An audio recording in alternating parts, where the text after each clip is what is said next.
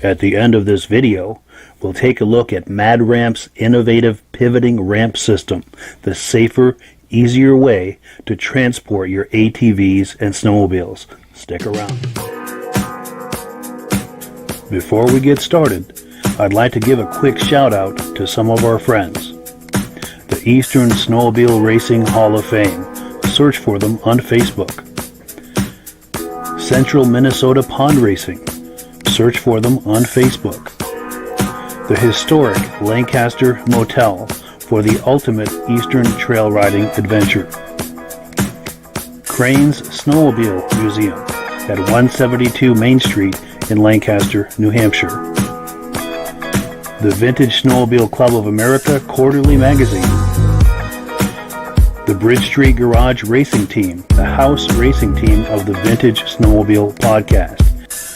The New Hampshire Snowmobile Museum at Bearbrook State Park in Allenstown, New Hampshire. And lastly, if you decide to advertise with the Vintage Snowmobile Podcast, this could be your advertising message.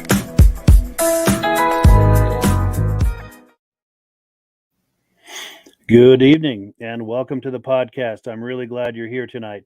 If you can see my face and hear my voice, I'm going to ask you to leave a comment in the comment section. Let me know whether or not you can see me and hear me, and let me know where you're viewing this from. Also, let me know whether you're a first-time viewer or a regular viewer. Now, to our first-time viewers, thank you so much for coming on to check us out. We really appreciate it. Hope you enjoy it and decide to join us here each and every Thursday night at 9 p.m. Eastern Time. To our regular viewers, thank you so much for being a part of this each and every week. You guys are the ones that make this possible, because if I didn't have a regular following with this, I would lose interest and just stop doing it. So you guys are the ones making this possible. I thank you so much for that. We're going to take a couple of quick comments. We're going to get right into the program. We have a live guest waiting for us, which I'll tell you about in just a moment. But let's take a couple of quick comments first. We've got Robert Longshore. He's saying it's awesome and he loves it. Well, thank you so much, Robert, for coming on. We appreciate the compliment. John Spranger Jr., regular viewer from Eland, Wisconsin. Thank you, John, for coming on. We appreciate it. Sorry, I'm in trouble with my interface here. Nick Kafes, regular viewer from Shelby Township, Michigan. Nice to see you again, Nick. We have Rick and Katrina Dumont, says loud and clear. Thank you so much.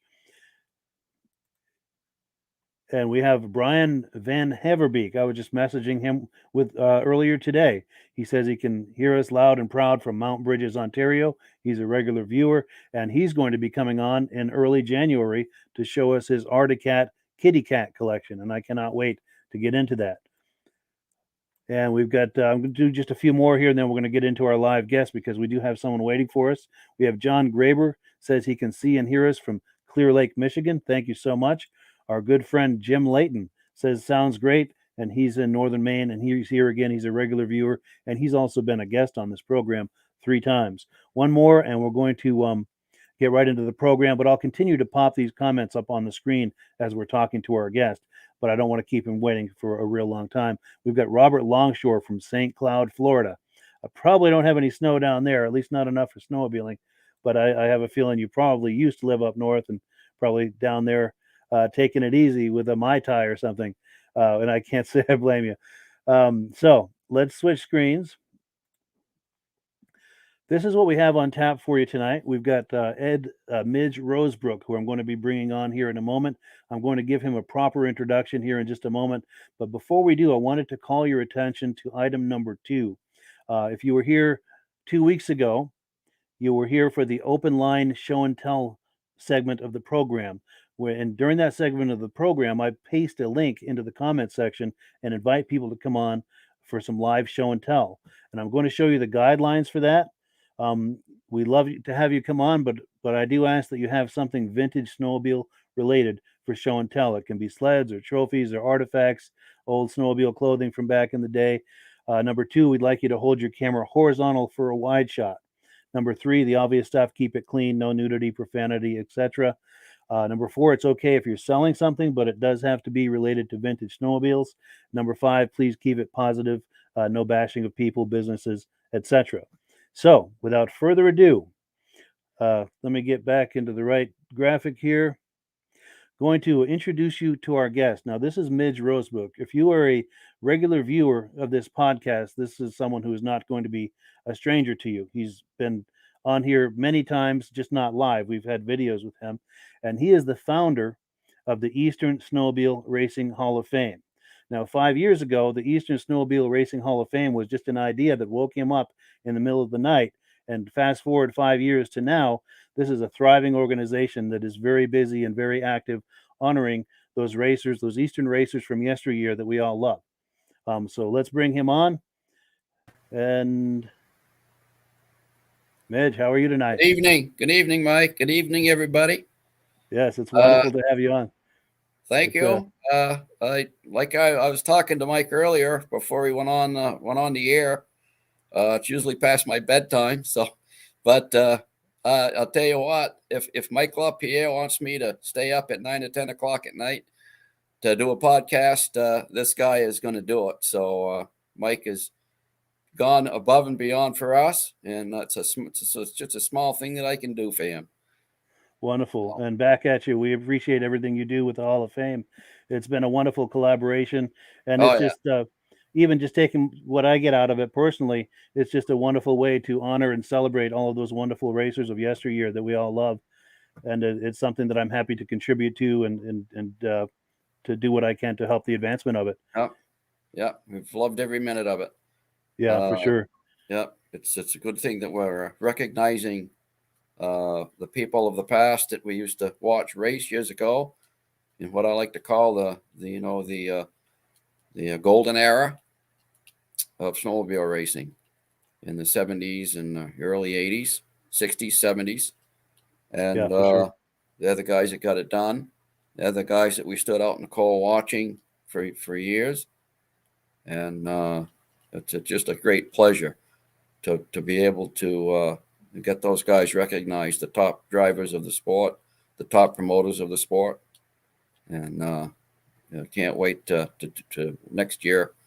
We're going to give the introduction of 5 more great drivers and promoters after the first of the year for 2022. Wonderful. Yeah. When you're ready to do that, I'd love to have you on to do the announcement here on the channel. Yeah, we'll do that. Wonderful. Yeah. Now, this past September, we had an induction ceremony that was very well attended and everyone had a really good time. What can you tell us about some of the highlights of that? The highlights of it, I was starstruck, to tell you the truth. As was I. Yeah. Bill Abel, I mean, legendary. He's a pure genius, and he's still with us, which is great. He's in his 80s and he's still doing very well. He and his wife Kathy, top shelf. I mean, just the nicest people in the world. His whole family, they pulled in those big motorhomes, and I mean, I tell you, I was on cloud nine the whole time. And Yeah, I agree. even, 'Cause over for the the years, guys, I've heard so much about him, and I didn't know what he oh looked yeah, like. And I remember when I got there, I went up to you and I said, "Is Bill here?" And you pointed over and said, "Yeah, the guy in the vertical stripes." And it's like, wow, Bill Label. Yeah, legendary, for sure. The legendary. man, the myth, You the don't have to legend. be an Art of Cat person to recognize greatness. I For mean, sure. I'm It a does help, Polaris though. guy. You even see you being a more of a cat guy. It's probably it's Yeah. like me with Bob Beastman years ago. Yeah, very similar. Same Yeah. type thing. They walk on water. Yeah. They don't. Their feet don't even get wet. Dude, I'm That's telling you, true. Hover. They it's hover. it's crazy what he did with that team. Yeah. And Chip Elwood, Mhm. one of the greatest drivers, and Herb Yancey was there. The whole team was there. Yeah, Uh, that's you know, impressive. all three. Ron Hall. Ron's record and Herb's record. It's just crazy. Their records. Yeah. He What had they some of the did. most talented drivers in the sport. The biggest And talents in the sport all race yeah, for the same team. It's just that's amazing. yeah. And Uh, then to top that off, on a personal level, they're all very close friends, almost a family, and they're still apparently they still get together once or yeah. twice a year today as kind of like a family and have a Yeah. barbecue Yeah. or some Yeah. sort of a gathering. And they're I think they don't get to. I think though Bruce Beauregard's told me that this is the first time that they were all together at once. wow. I mean they might gather like that. There might be two of them, or there Mhm. might be like either way, but never the four Yeah. of the original team. This Mhm. was the first time that the original team was totally together in one spot for like 40 years, I guess, Wow. at Cranes. So That's we got cool. some photos of them and standing beside the Kilkenny Cup because Herb is on the Kilkenny Cup, Ron's on the Kilkenny Cup, and so yeah, it was a great day. And then Diane Baker, uh, Yes. great lady racer. She was just a hardly a tick under Judy Rinaldi. Judy, of course, has the biggest record for World Series wins, but Diane had a lot of women races of the year trophies, and she won a World Series, and she had many moments too. Sure. So we were glad to get Diane on there, and I met Jerry, who's a great guy, and yeah, he's the one really that helped her with her sleds and things like that, and you could see that it was a family affair for them. For sure. And Interesting coincidence. I'm going to cut you off for just 1 second. yeah, I'm starting to pop up some of the comments that are coming in to get caught up on those. We have Baker Diane Racing, I Baker. see that. Yeah, Yeah, she's watching yeah, tonight. Hello, Diane, good friend of ours. yeah, yeah. Outstanding. And I'll continue to pop these comments up, and I'll ask the viewers if you have comments or questions for Midge while we've got him live here. Please pose those questions or comments in the post those in the comment section, and we'll run them by him. And in a moment, we're going to show an induction that happened from the September ceremony. But and Michael Carvela, who came on live a couple of weeks ago, he's saying the snow is starting to stick over there. But please continue your thought, Midge. Yeah. No, just to continue on, we had Steve Fenoff from St. Johnsbury, a local guy. Hmm. I watched Steve clean house in the 340 class at the 1971 Grand Prix. Like I said at the induction, Bob Fortin had won the 295 and the 340 class everywhere he went with those little Elans and his big singles. He was cleaning house everywhere he went. So it was just a natural, notion that he would probably win both classes at his own home track. It was almost a given. But nobody told Steve Fenoff, and he came out of the blue with that Arctic Cat and cleaned everybody's clock in the 340 class. Local guy from St. Johnsbury winning the Kilkenny Cup. I mean, you that's a story in itself. Sure. So, and then of course we had Bob Bottoms, the late Bob Bottoms. What can you say about Bob? He got the thing. He actually got the whole thing rolling by bringing the Bombardier Skidoo into the United States back in 1959. He didn't know whether that thing was going to sell or not. I mean, I think the price tag was something like $950. Well, $950 in 1959. Yeah, you could buy a brand new pickup for $1,000 back then. Sure. So that was a pivotal moment for the snowmobile. Yeah, it ended up he couldn't sell the first one. He ended up trading it for a woodlot. Wow. Red Parks in town of Lancaster had a woodlot out east, and he says, "Oh, I'll take it off your hands if you want to take my woodlot." Sure. So he made a trade for a woodlot. So that's how the first Skidoo got sold. That's amazing. Yeah, that's wild, because it did catch on right away. I imagine people weren't quite sure what to make of it, but I think once people saw other people riding around on them, that was once you got a couple down in the field, once you saw how much fun it was. And J. Armand Bombardier originally built that for trapping and large logging operations. He built it to replace the sled dog for trappers and things. I don't think he even saw the recreational aspect of it, but it certainly it became a recreational sport.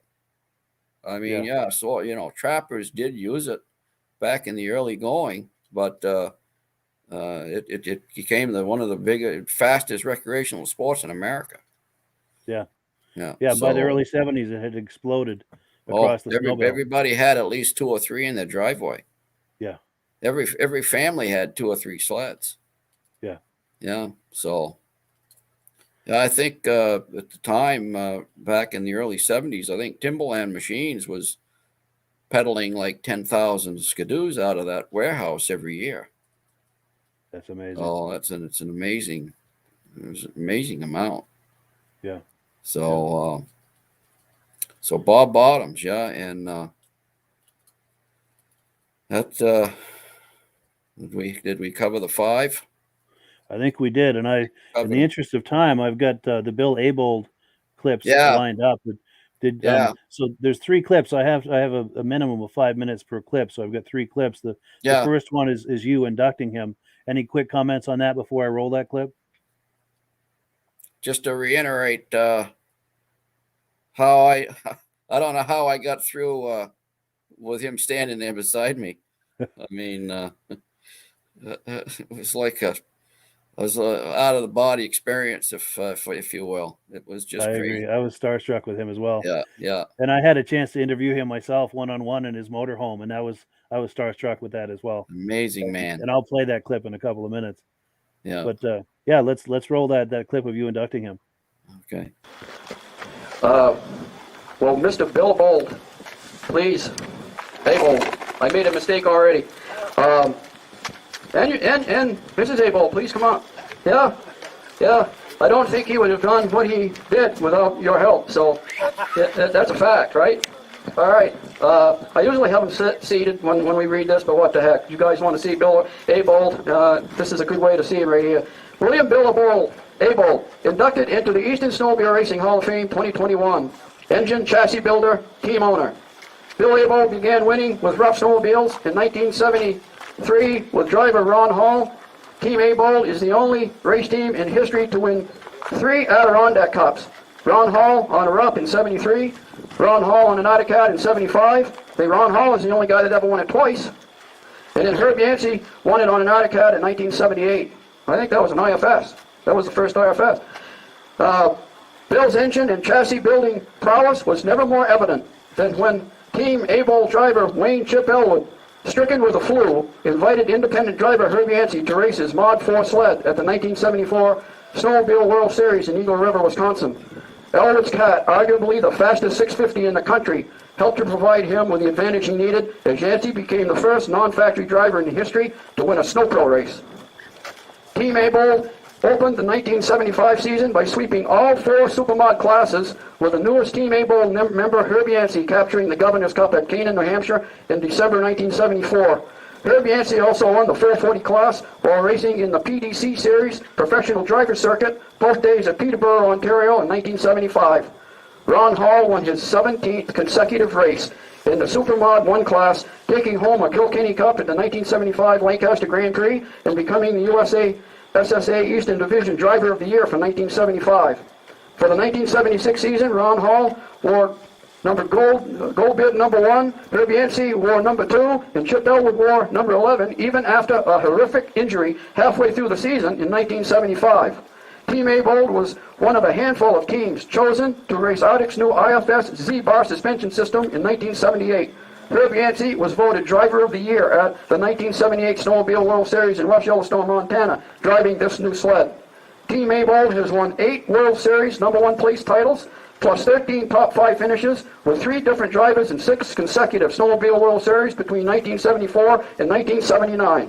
From 1973 until 1980, Team Able drivers Pat Able, Chip Elwood, Ron Hall, Dave Heitzout, Ray Resnick, and Herb Yancey won more Eastern titles and championships than any other Eastern snowmobile race team in the history of the sport, thanks to their superb talents and the amazing talents of the one and only Bill Bold. This guy is a legend, folks. An absolute legend for all of us. And there's one on the wall just like that. Yeah, how cool was that? Yeah, that was cool. And one thing I noticed is how he was patting his wife's shoulder all the time I was talking there. And, I mean, you could tell it was just a proud moment for that guy. Yeah, and rightly so. Rightly Yeah. so. And I am so tickled to be the guy to do it. I mean, For sure. oh, it's just amazing. The list of accomplishments is just unbelievable. You could tell they're a team. He and his Yeah. wife, it wasn't easy for them. He probably burned the midnight oil more than just about anybody to be able to stay ahead of the game like he did. Yeah, to be on top of that. How often would he drag in at 2:00 in the morning, working out in the shop, and his wife supported that. Yeah, that's a lot. Just that could put a strain on the wives really need to be. They're the unsung heroes in this whole thing. For sure, because if they're not on board with it, it's not gonna. It's not sustainable. No, and you could tell she's just as proud as he was there. Sure. And we're going to see even more of that here right now, because now we've got him accepting the award and giving a speech. So let's take a look at that. Okay. Well, I don't know what to say. I had a little speech I was going to give. Everything that I had in my speech kind of blew my speech. Yes. Not really. I think I can win it. Okay. Everybody here, I want to congratulate and I want to thank you for coming. I just never realized, all the times that I spoke at different events and so on, what a great group you got. I mean, you guys work so hard, and I definitely want to give everybody a lot of thanks. Bruce, after many phone calls, I got a lot of information, but the most information I got was sitting right here today. If everybody could enjoy it as much as I'm enjoying it, you'd have the whole parking lot full of people. But you got a pretty good group today.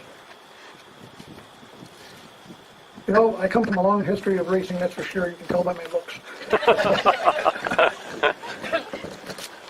We've had a racing family since we started. And part of our family and a group that Midge was talking about, our whole race team was a team. The team was very, very important to us. And I'll tell you, I myself enjoyed every minute of the races. All the people we met, a lot of them here today, was impressive.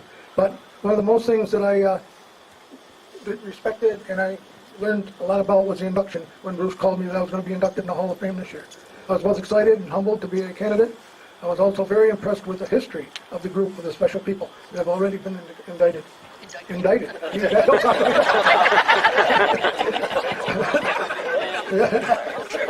I would like to thank three special people that I worked close with. I didn't know the rest of them. Two good would be Bruce, Rick, and Ed. These guys both talked to me several times and so on, and it was a pleasure. Thank you. Team Mabel was fishing sleds about 5 years before the Arctic sponsorship. I started drag racing Scorpions in the summer of '69 and went to Rupp in '72. Rupp, New York was impressed and asked me to build a winter sled. One of the salesmen from Rupp, Fred Ives, asked me to call Ron Hall and ask him if he'd drive. And that's when Team Mabel got started. I think Ron was the first of our team to win the Grand Prix in Lancaster. He won the Bluebell Cup that year and the Northeastern Championship at Malone, and he ran with the Rupp. When I got the first Arctic sponsor from Miro, they asked me to contact Chuck Colwood. Now these guys become my personal friends. Yeah, they're like all family. To run the 440 and the 650 sleds. Now I had 8 sleds and 2 top drivers.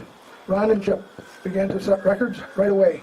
After that, we won several races that Team Arctic was at. One in particular was the Rosebrook 50-lap championship. Chip set a track record that lasted 20 years. Ronnie, he won the 50-lapper with 4 laps in the lead. That was impressive. I couldn't get over it. We all went to dinner later, and Arctic came to and pat me on the back, and I said, well, the first thing they said that kind of got me mad is, you should have Ronnie Hall to get on a exercise deal. And I thought to myself, 50 laps, 4 laps in the lead, you might better practice what you preach. Yeah. I didn't have a lot of couth in those days.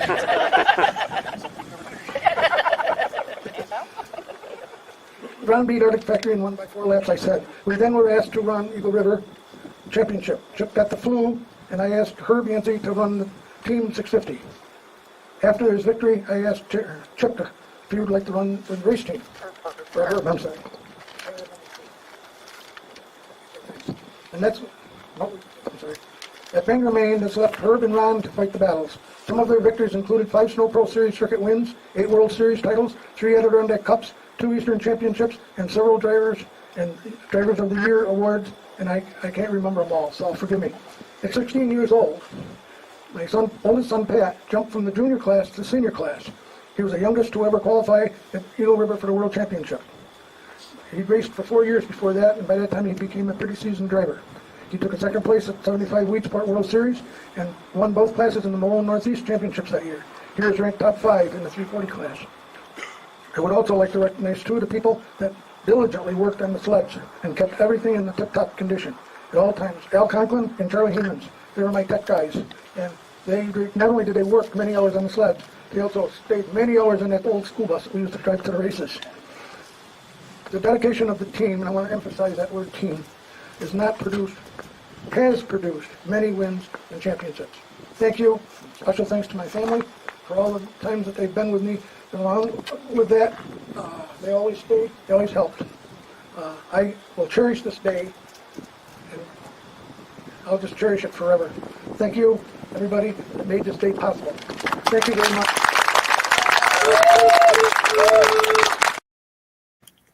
Yeah, so that was amazing. Yeah.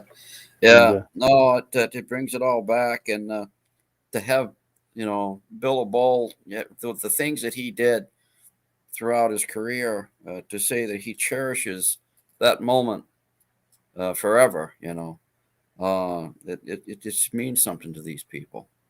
It's true, because with a career like his, he's had so many moments of quote unquote glory, and that he really appreciated being at our event. This caps it off. It does. This caps it off. This tells everybody for in the future generations, that these were the best of the sport. Yeah, for sure. The Hall of Fame, you can't get any higher than the Hall of Fame. True. That's why they have a Hall of Fame for baseball. That's why they have a Hall of Fame for basketball. It's to recognize the top people of the sport, of any sport, for the future generations. And that's what we're up to here. Yeah, and that certainly was what happened. It's way overdue, Mike. It's way overdue. Sure. Now, I've got a little bit more I'd like to do about Bill Abold, but before we do, I just want to recognize we've got Dominic standing by for our next segment. He's going to be part of the open line show and tell segment. I just want him to know that we see that he's waiting here, and hopefully he's just enjoying listening to all of this. But we will get to you here, Dominic, in just a few minutes. But I've got the clip of the interview that I did with Bill, and you'll see in the clip he pays another nice compliment to the Hall of Fame. But before we roll that clip, I wanted to ask you a question. If I understand correctly, and this is something I'd like you to confirm for me, he was what, a regional distributor for Arctic Cat back in the day? Do I understand that correctly? Am I close with that? Abold was I think he was the racing team for a distributor. Okay. I think he did. I think was it Nero or something? He headed up the team for a distributor, and I can't remember the name. Bruce would know the name. It was Nero, wasn't it? Nero. No, Nero. Nero, I think. Nero. Yeah, Nero. Yeah, he did that for Nero distributors who distributed Arctic Cat. Gotcha. Okay. I believe. But I could be wrong. But sure. If because Bruce is probably in bed right now. He said he's probably not going to be able to stay up for this. Well, Bruce is actually watching. And here we go. In fact, well, there you go. There's Bruce. He said, great individual, and referenced the team. Yeah. Excellent. Yeah. And we've got a couple other comments I'll pop real quick before we roll that clip. Bruce could tell you who that guy, who the distributor was. Sure. Well, let's roll that clip while we're waiting for a comment from Bruce on that. This is the interview that I did with Bill. I managed to catch him in his motorhome for a few minutes for an interview. Let's take a look. Okay. Hi, I'm Bill Abold. I started Team Abold back in 1969. We had Herb Yancey and Ron Hall, Chip Elwood as drivers, which was very fortunate for me. And in the consequence, most of them have been inducted into the Hall of Fame. And this year, Bruce called me, invited me, which I was very excited to come down. And I think we'll be coming down in the future. It's a much larger, much more professional group than I had envisioned. So I'm just tickled and happy, and want to thank everybody for the hard work that they do to keep the Snowmobile Hall of Fame going. Wonderful, thank you. And then as far as thinking back about yesteryear, is there any memories that come to mind, some favorite memories that you had with the teammates or things that might have happened? Oh, we had hundreds of those. Probably the 50 lap at Weedsport. Nordic Factory was there and put a big splash on, and we went down, and we had 2 sleds in that race. And Ronnie won by 4 laps, and Herbie was running second with Ronnie when the cylinder broke right off at the base.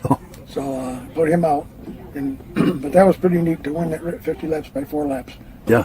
In the league. That's probably one of the best or the most memorable races that we had. Sure. They had many wins and many records. Yeah. And I'm a fellow Cat fan, so I wanted to see what your thoughts were remembering the Cat, Arctic Cat as a brand over those years. Any thoughts about Cat? Oh, I think Arctic Cat they had it together for years. I happened to come in kind of at the end of when the snowmobiles started to wind down. In '73, we used to go to the races with a school bus. And I used to take 55 gallons of gas in the back, and we'd siphon it in because you couldn't buy gas. Wow. 5 gallons was the maximum you could buy in the stations. But no, Arctic Cat is when you become an Arctic Cat fan and then a team person, Arctic Cat is got to be number one. Yeah.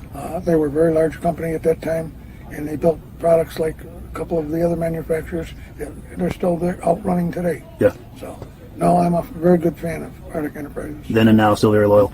Still very loyal. Wonderful. I see you've got the badges on your hat. I wonder if you could turn your head to the left just a second, or turn this way a little bit. I want to get a shot of those. And what's that purple one? Is that the Cat is here again? Oh, you can count on the Cat. Yeah. Excellent. Well, great. Well, yeah. it's funny. This hat is from 1976. 76, that hat. That hat is. And Kathy was going through some of the old memorabilia, and there it was, still sitting on top of the pile. So she said, "You ought to wear that." Absolutely. Good. I'm glad you did. We did our best for 8 years, trying to keep Cat on top. Yeah. And I think we succeeded pretty well. Yeah, for sure. Good deal. Well, it was really nice to meet you, Bill. And the team Go ahead, yeah. Go ahead. that we were with, or that I formed, have turned out to be best friends. We get together at least once a year just before Christmas, and they're our best friends. That's amazing. The camaraderie was really powerful. Yeah. Then and now. Yeah. That's impressive. That's not always the case. No, our team stuck together over 20-some years. That's amazing. Cool deal. Well, good. Yeah, it was very nice to meet you, Bill. I appreciate the interview. Well, I appreciate you asking. Well, cool. Yeah. That was nice. Yeah. Now we do The have only an thing answer lacking there for that Right. guy is a phone booth yes, and that Superman to costume. change and open the Superman cape. Yes, Yeah. absolutely.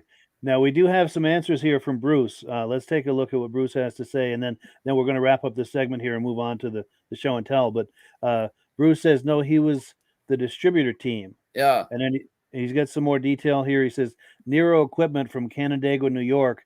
The owner was Bob Schwartz. Yes. They were the distributor for the Northeast U.S. Yeah, that's what I said. He was the race team for that distributor. So he was in charge of the race team for them. Yeah. Gotcha. Okay, that puts it all together for me. Yeah. Well, good. Well, yeah, I thank you so much, Midge, for coming on tonight. Any final thoughts for our viewers before we move on? Or yeah, no, I enjoyed this, and yeah, we can do it again. Maybe not every week, and you probably don't want me on every week, but occasionally. Sure, but I would like you to be a regular on here every now and then. We'll for just sure. pop in. Yeah. And anytime you have something to report about the Hall of Fame, for instance, the inductees, and also you have a wealth of stories of racing and so forth from yesteryear that are always great to hear. Yeah, I like to put a little story in with a photo once in a while on our Hall of Fame page, and it seems to work out pretty well. Yes, those are nice. Those are really nice.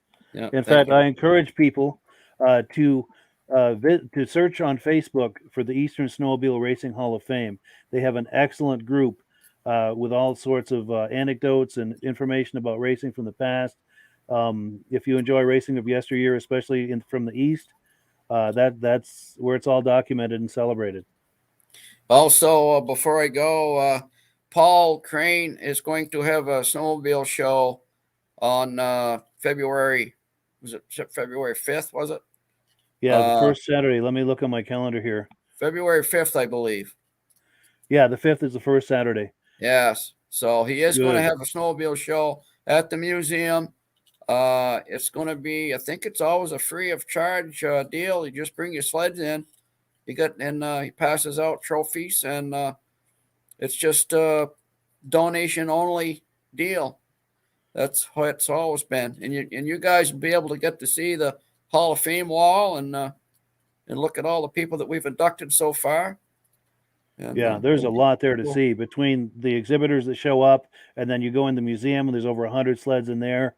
And like you said, there's a corner of the museum devoted to the Hall of Fame. There's just so much to see. So if you're in northern New England, it's worth the trip to Lancaster on February 5th to check that out. It's a Crane Snowmobile Museum, by the way. And Michael, probably you'll be there and I'll be there. Oh, yes. So unless I've been hit by a truck or something, I won't miss it. I never miss that show. I'm a small target, but still, All right. Well, yeah, thank you so much, Midge, for coming on. I really appreciate it. Great deal, Mike. All right, we'll talk to you soon. Good night. Good night. All right, well, that was a lot of fun. Really appreciate Midge coming on. I've been trying to get him on for quite a while. We had a couple of technical issues to work out, but we did that yesterday, so we were able to have him on tonight, and I really appreciate him doing so.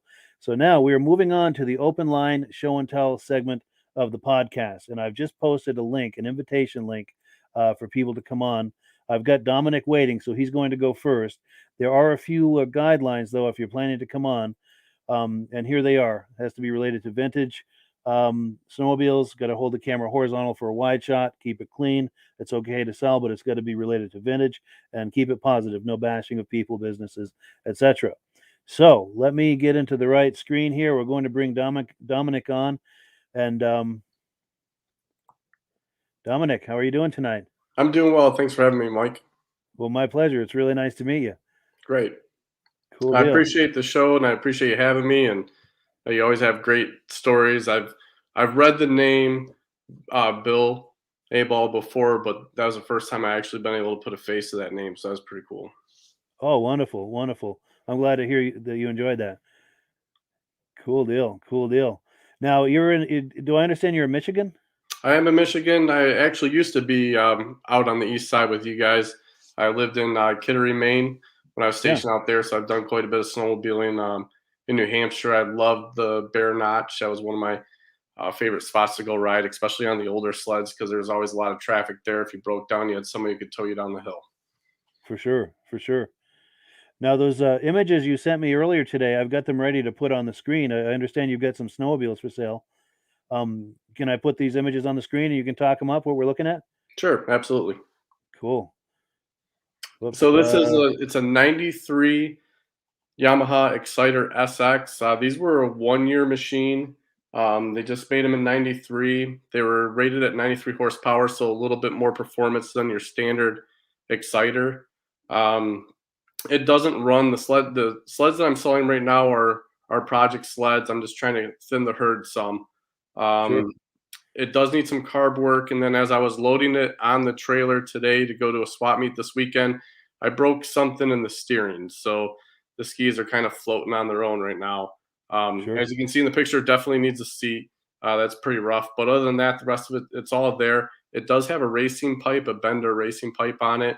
And I know that there are some people that are really into the SX Exciters.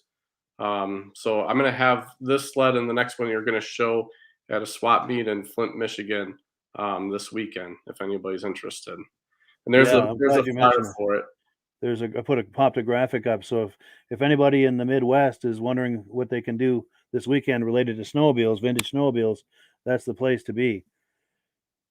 And then I'm going to pop an image here of the other sled that you had. Yeah, so this is, I believe it's a 73 Northway. This one is, I think they were all powered by CCW. This one has a 400 cc. It is a wide track sled. I had it running over the summer, and when I did have it running, the drive cogs, they tore out pretty much, being old and brittle. And then since when I got it back out today to load on the trailer, it doesn't have spark anymore. So this definitely, like I said, both the sleds are projects. Sure. But these are fun. I had a narrow track Northway, and I just think they're really interesting machines. The way the hood opens up, and they're just unique. There weren't many of them made either. For sure, yeah, very unique. How were they to drive? I've seen them, but I've never driven one. How were they to drive? So I haven't rolled this one, and I kind of wish I was able to see how the wide track felt. I'll be honest with you, the narrow track one that I had, Bare Notch was one of the spots where I rode it. It would get stuck. Sure. But other than that, it was a bogey wheel. It'd feel pretty much like riding on a Skidoo Olympic from the same era. Sure, similar feel, similar handling. And in fact, I think the tracks were the same as most of Skidoos. The patterns look the exact same on them. Nice. And then for anyone who's curious about contacting you about these, they can either hook up with you at the show in Flint, or I'll put the number on the screen here one more time, 757-912-2865. Yeah, definitely. And hopefully people come out to the Flint show, not just for the swap meet part, but they're also going to have a show there. And I know that the Lions Club, they're trying to raise money for the hearing and visual impaired. Oh, wonderful. So there's some good causes there that are involved with that. Outstanding. And I apologize. I'm not familiar with the lay of the land in Michigan. What is Flint close to? Is that close to Detroit, or what is that close to? It's a little north of Detroit. I'm sure you've seen Michiganders show the map. Yes. So it's a hand, right? Yeah. So it's kind of mid-Michigan. I'd say an hour from Detroit if you're in the Thumb area, roughly an hour. Midland, Saginaw is just to drop down from there. Nice. It's very close to where the A1 show is, the big A1 show that Michigan has. Sure. Good deal. Well, yeah, I really appreciate you coming on. Any final thoughts before we wrap it up? Or? No, I look forward to maybe doing this again when the snow flies. I'll get out some of the rest of the fleet and show some of those off. I don't have any trailer queens or anything like that. I have stuff that I ride and stuff I work on and fun stuff like that. So. Yeah, I would love that. Once you get some snow on the ground, if you get some yard riding going on, maybe have someone hold the camera and do some drive-bys. There you go. do keep me in mind for that. And I'd like to try to do this open line show and tell thing every episode if I possibly can, if I can generate some interest for it. So at the beginning of the program, if you're not sure whether or not that's happening, just put a comment in there and say, are you doing open line tonight? then I'll respond to it and answer, and I'll post a link in the description so that you can be ready. And I usually do the open line around 9:30, 9:35 or so. But yeah, I would love, once you get some snow on the ground, I would love to do that. And I want to check a couple of quick comments in case anyone's asking about that, about those sleds or. Yeah, okay. Well, Jim Goccione is saying this is awesome. We thank you for that compliment. And also Casey Hage is saying, I'm going to pick up a 72 Arctic Cat Cheetah 340 on Saturday. That is cool. In fact, the 72 Cheetah is the whole reason I'm doing this. When I was a kid, my father bought a 72 Cheetah 440, and that was it. That's the whole reason I've got this bug about vintage snowmobiles and everything. So if Casey, once you get that Cheetah, I would love to see that, whether it's an image that you're sending to me, or if you'd like to come on live like this for some show and tell, please consider that, Casey. We would love to feature that somehow on the podcast. But yeah, thank you so much, Dominic, for coming on. I really appreciate it. Yeah, thanks for having me. My pleasure. And yeah, do come on sometime when you get some snow on the ground and do some drive-bys. That sounds good. All righty. Have a nice evening. Thanks, Mike. Thanks. All right. Well, that was fun. I really enjoyed that. And this is what I've been hoping to do with this podcast this whole time, is to get it so this is a way for everyone who enjoys vintage snowmobiles to get to know each other and engage with each other and visit with each other and see what the others are doing. And this, I'm really pleased to see this sort of thing happening, with the live guests we bring on, like Midge and the other live guests we bring on the show, as well as, with this open line thing. It's kind of taking a chance to post a link out there for people to click on and come on live. You don't know what you're going to get, but I have to compliment the viewers of this podcast for being really positive, coming on and bring a positive vibe on and doing things that are related to vintage snowmobiles. Casey says, yes, Casey says, once it's cleaned up and it's barn fresh. Absolutely. We will look forward to that, Casey. I appreciate your considering us on that. Now let's switch gears here.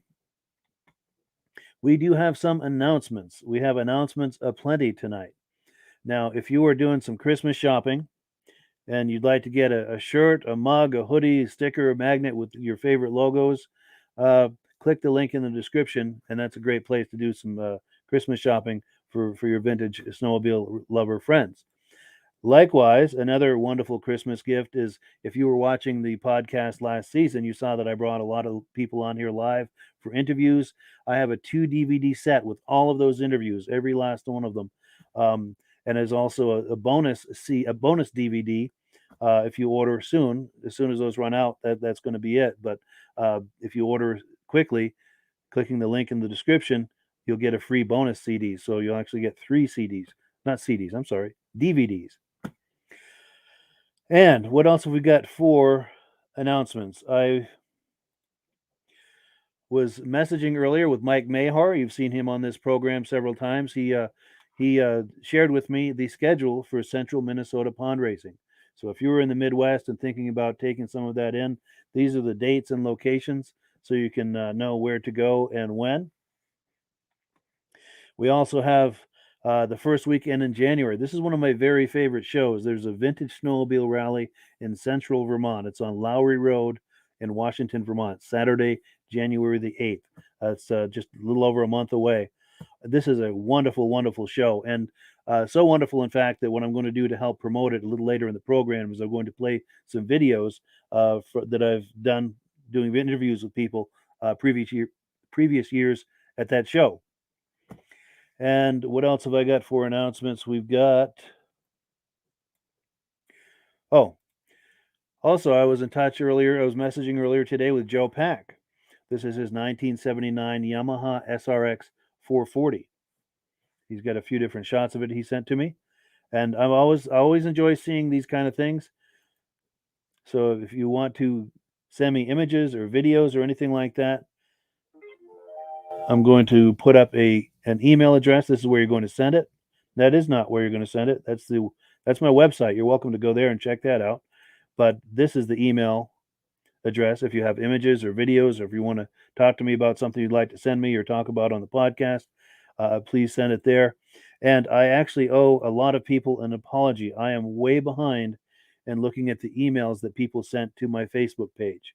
If you send it to me on Facebook Messenger to the Vintage Snowmobile Lovers Facebook page, I owe a lot of people an apology because I've got a backlog of emails I have not looked at yet, and I'm very sorry about that. Over the coming weeks here, I plan to get to those and the questions and things that they're asking or sharing with me. I'm going to start sharing them here on the podcast. So I want to make sure I've taken care of all my announcements. I'm just looking at the interface here to make sure I got them all. Looks like I did. What do we have next? You heard me mention a moment ago about the pardon me, about the Washington, Vermont Vintage Snowmobile Rally. This is put on by the Snow Flyers Snowmobile Club. Let's take a look at some footage from 2019 at that show.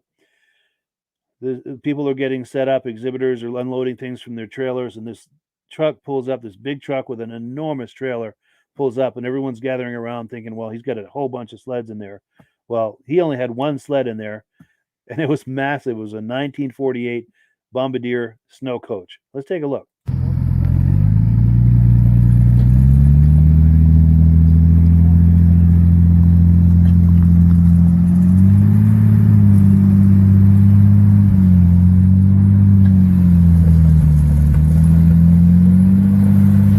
Yeah, my name's Dave Fushi, and this is a 1948 Bombardier B12 snow coach.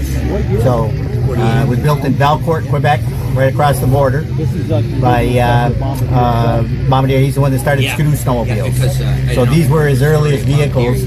These are still used today in Yellowstone National Park to transport people in and out of the park. So basically built from, everything back then was maple and birch, because that was the native woods that were up there. So has a Chrysler Industrial Flathead 6. They were used back in the 40s, tanks, jeeps, all that sort of thing. So has a 3-on-the-tree transmission, but the transmission is in reverse from what anybody that's used to driving it, 3-on-the-tree, because the motor's in the rear and it's driving from the front. Oh, so yeah. The shift pattern is just the opposite. Sure. It takes a while to get Okay, used if to it. I So, yeah. the engine's way in the back, right? The engine's in the back. Yeah, you can open up the side door there and take a look. So, this was restored by Rich Hall. Not the comedian. No. So, but if you go on his site, antiquesnowmobiles.com, that's what he does, is he restores old snowmobiles for a living. Wow. So it took him like a year to do it, because the one that basically I bought, that it was just a template because it was rotted, it was just wood, so it was all rotted. Yeah. So all he had was just basically the shape to build the new one off. Wow. It's really impressive. Yeah. That was something to see that roll off the trailer. Yeah, It was like, what is that? For 1948, I mean, it was ingenious. The heating system. If you see, there's a tunnel here in front of the pedals, and then there's a little door in the back. So what happens is it has a system where the radiator pulls the air through, drives it up to the front, and then sucks it back out through that hole. So it's exchanging the air inside the cabin all the time. Wow. For heat. I mean, it was pretty ingenious for 1948. Yeah, it was really innovative. So, but if you go on and Google Bombardier B12 restoration videos, there's like a 30-minute video that Rich did of redoing this from day one. Wow, every step of the restoration. It took him a year. I mean, it's a phenomenal video to watch. And he put it all to music. He did an excellent job. Wow. Well, look for that, yeah. So, yeah, go on there and take a look at that. It's an awesome video. Oh, wow.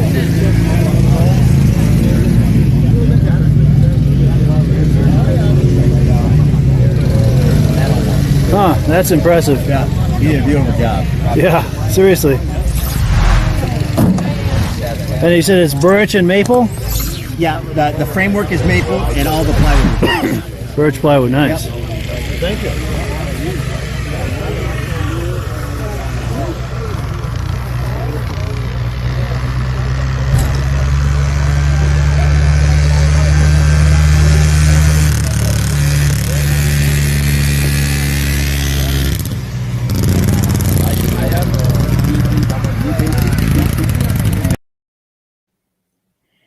Yeah, so that was at the Washington, Vermont Vintage Snowmobile Rally in 2019. I don't know if he's planning to bring that at the next one that's coming up on January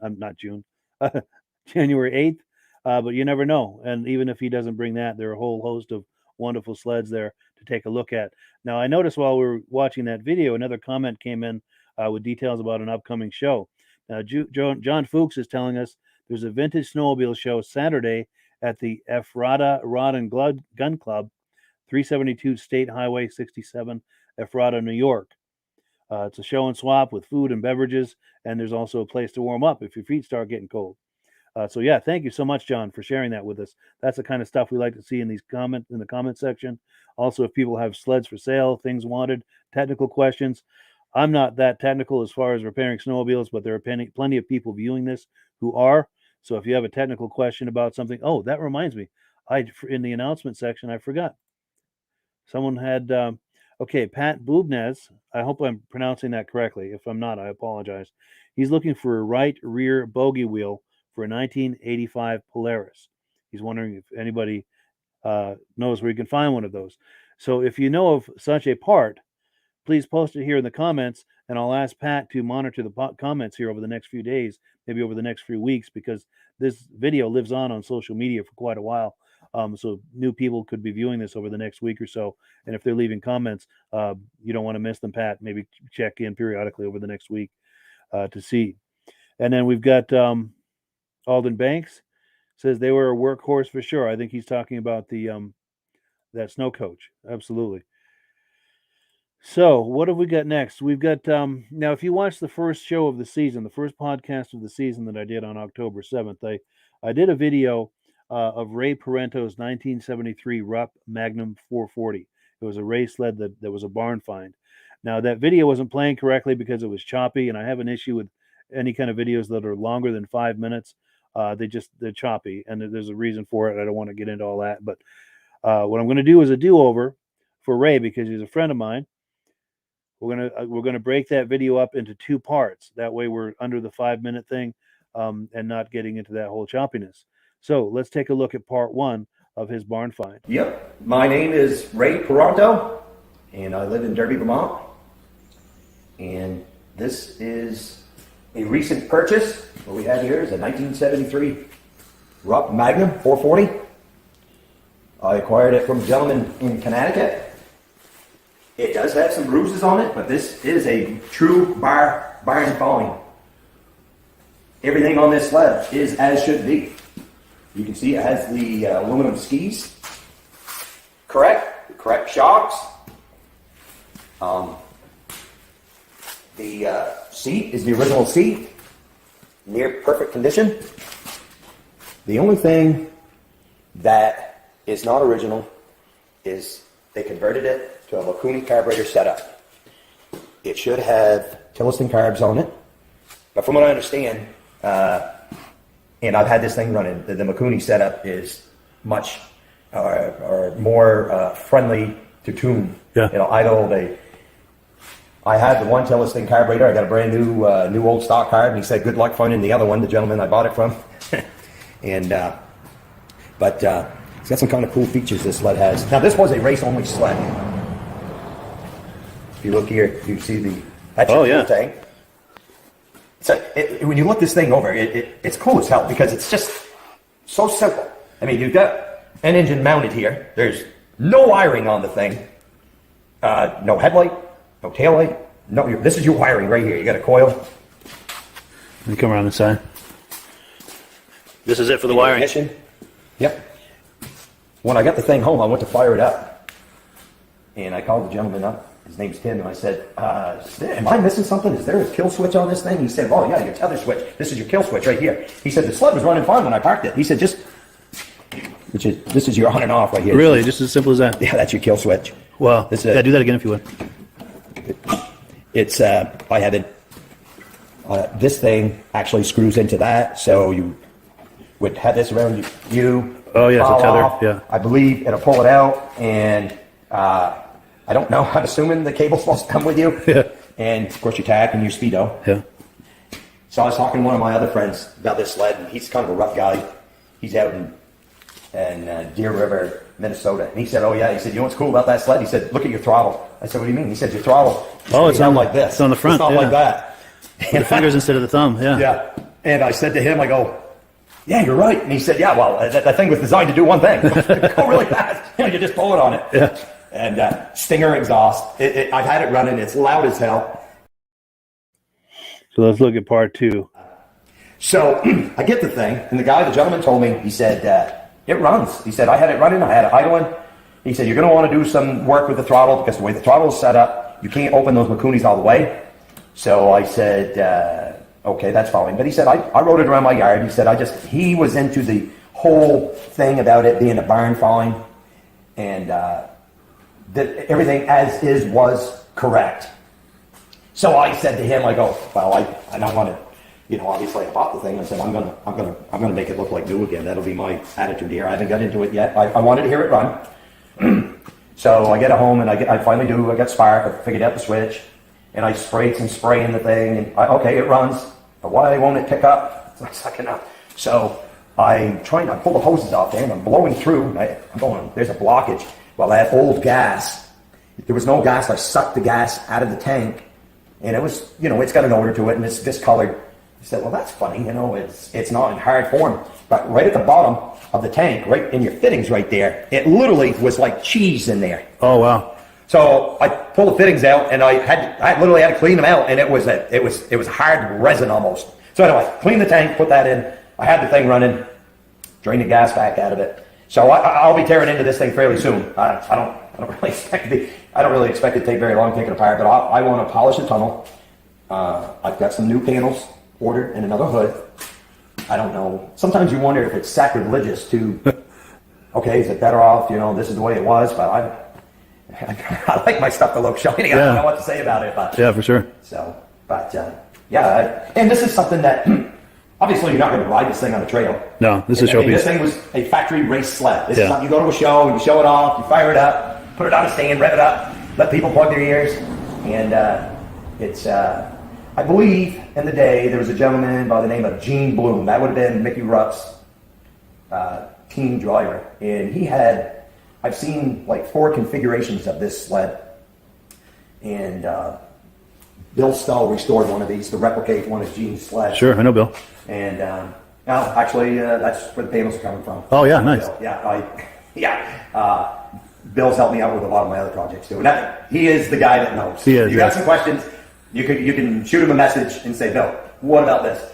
I was very concerned when I got the thing about those carburetors. I said, if you want something to be timed correct, do you want the Tillisons on there? Which a guy could have, but he said there were a lot of those that got converted over to the Makunis just because it's such a smoother running thing. It's so much friendlier to operate with those. So yeah, I believe that'll be the way I go. So, but I enjoy reading this decal. I don't know if you noticed that decal right there. I did not. Let's take a look. That pretty much sums up the whole thing about this sled. Yeah, that's cool. I mean, it's right there in front of you. So when you come up and you look at it and you say, "Okay, I guess I know what this is all about." Obviously, you're not doing anything with it except, from what I understand, 90 to 100 horsepower is what this thing could have produced. Wow. And that seems like a lot, but that's what I read. So whether that's correct or not, I don't really know. But that would make this thing move, I'll tell you. Yeah, well, the thing is, it's all aluminum. I mean, everything's aluminum. It's not very heavy. I loaded it by myself. From a ramp, I'm going, man, this thing doesn't weigh very much. And, obviously I don't want to break anything, so there's no real bumper on it, so you can't really just muckle onto the thing. But I'm sure it'd give a good ride. Yeah. Sure. So, cool deal. Yeah, it'll. I'm looking forward to having it. My wife says to me, "What do you have this thing for anyway? What do you do with that?" I said, "Oh, that's eye candy." Cool. Yeah, that was Ray Parenteau from Derby, Vermont. And the nice thing is he lives just 15, 20 minutes away from me. And I need to be in touch with him and to see how he's making out with that restoration project. I ran into him at a show, the Bethlehem show, and I think it was the second weekend in October in Bethlehem, New Hampshire. And he'd mentioned he'd been working on it. And I'd like to see how that's coming along, and maybe go up there for another visit after the holidays for an update. And I'm sure you guys would enjoy that just as much as I do. We're going to take one more comment, and we're going to take a look at the last video. We've got Alden Banks. We already did that one. Alden Banks again. What kind of motor? I think on the that Rupp, I think it was a 440, and I don't know Rupps enough to know I'm afraid I can't answer that question. I apologize. But if you replay that, there's probably some detail there. But we've got one last clip for you. Let me do the graphic first. Item number 6. This I ran into a gentleman named Nathan. He had his father's 1978 Polaris TX340, and this was at the 2020 Washington, Vermont Vintage Snowmobile Rally. Let me pop that graphic again, because if you were in Central Vermont first weekend in January the 8th, love it if you could join us. That is a really fun show. That's one of my favorite shows, that Washington, Vermont show. It's right in Central Vermont, not far from the state capitol. I guarantee you, if you show up for that, you will not regret it. So, without further ado, let's play another video, an interview that I did at the 2020 Washington show. My name's Nathan. This is a 78 Polaris TX. My grandfather was actually a Polaris dealer and a bunch of other oddball brands in the 60s and early 70s in Hardwick, Vermont. And this is my father's sled, and he, of course, was all around those sleds growing up at the dealership. And grandfather got out of it around 75, and this was kind of the sled, the big boy sled that he never got to be around, never got to test. So when we found one a couple years ago, he had to go have it, and I actually got the finder's fee for it. So nice. That was good. So, yeah. Excellent. And your dad was mentioned, and you can start this by turning the clutch. I have before. I can try. Sure, yeah, I'd love to see that. This is your dad here, right? Yes.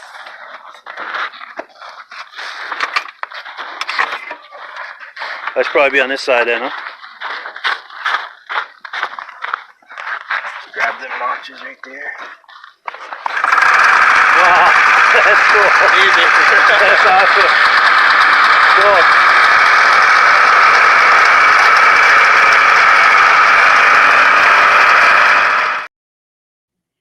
Yeah, that was fun. You meet the nicest people at these vintage snowmobile shows, and the Washington show is no exception. A lot of really cool people that show up for that, both the exhibitors and the people that are there to view. Now, we've got a few last comments before we finish. Doug Reinstra, Taihatsu. I'm not sure I understand what that means. Armin Buto, he's a Rupp guy. I bet he... Oh, okay, he's answering that question. And he's answering my question I had too. He's saying that Ray Parenteau sent him a photograph of the finished sled. It came out super. The motor in that Magnum was a Kohler free air. And Armin Buto has also got a really nice collection of Rupps. I've done interviews with him in the past at shows, and he's got some really nice stuff. Definitely a Rupp guy. He likes the other brands too, but he is a Rupp guy for sure, as is Ray Parenteau. And that Rupp we were looking at with Ray, that was just one of about a half a dozen really nice Rupps that he has. I've run some of the videos of those other sleds on previous episodes, and I'll do some of those sleds on future episodes as well.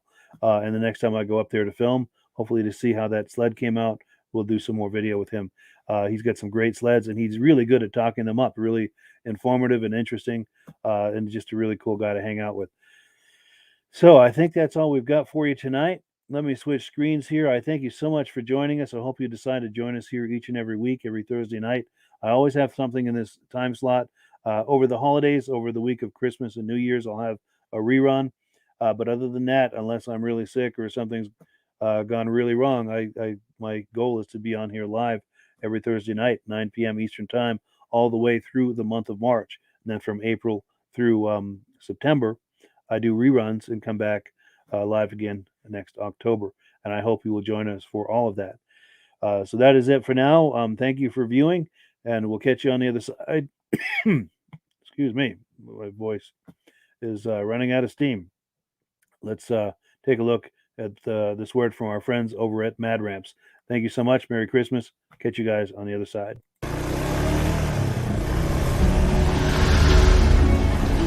It's the ultimate combination of simplicity and ingenuity. The newest way to load, unload, and transport your ATV or UTV. The Mad Ramps Pivoting Ramp System. Made in the USA and engineered for strength and durability. Maneuver through tight places and over rugged terrain with plenty of ground clearance. No licensing, no ongoing maintenance costs, and no storage hassles like trailers. Won't slip or move like conventional ramps. Free up more cargo space in the bed of your truck. Securely connects to your truck's receiver hitch. Easily extends for safe loading and unloading. Seamlessly retracts for highway and off-road travel. DOT approved in all 50 states and Canada. Quickly disconnects in under a minute. A unique space-saving storage system. The MadRamps Pivoting Ramp System. Go farther. Go faster. Go safer. When you order using the link in the description, I'll send you 3 free Vintage Snowmobile DVDs.